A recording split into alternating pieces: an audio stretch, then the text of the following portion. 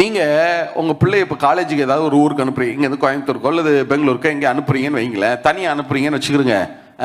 உட்கார வச்சு 1 மணி நேரம் நீங்கள் அட்வைஸ் பண்ணுவீங்க. பார்த்துருக்கீங்களா, பஸ்ஸில் ஏறினவொன்னு மெசேஜ் பண்ணணும், இறங்கினவொன்னு ஒரு மெசேஜ் பண்ணணும், பக்கத்தில் யார் இருக்கான்னு எனக்கு ஒரு மெசேஜ் பண்ணணும், ஏறி உட்கார்ந்த உடனே ஒரு செல்ஃபி எடுத்து எனக்கு அனுப்பி வைக்கணும். இந்த இதை எடுத்துட்டியா, அந்த இதை எடுத்துட்டியா, உன் செல்ஃபோனில் நல்லா சார்ஜ் போட்டியா, சார்ஜர் எடுத்து வச்சிருக்கியா, யூஎஸ்பி பின் எடுத்து வச்சிட்டியா, இந்த சாப்பாடா, எல்லாம் டீட்டெயிலாக கேட்பீங்க. ஆனால் நீங்களே உங்கள் பிள்ளை கூட போறீங்கன்னு வச்சுக்கிறீங்க, எந்த டீட்டெயிலும் கேட்க மாட்டீங்க.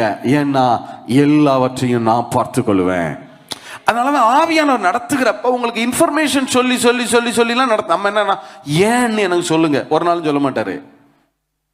நம்ம என்ன கேட்கிறோம், தகவல் எனக்கு சொல்லுங்க, ஏன்னு எனக்கு பதில் சொல்லுங்க, இது எப்படின்னு சொல்ல, அதெல்லாம் சொல்ல மாட்டாரு.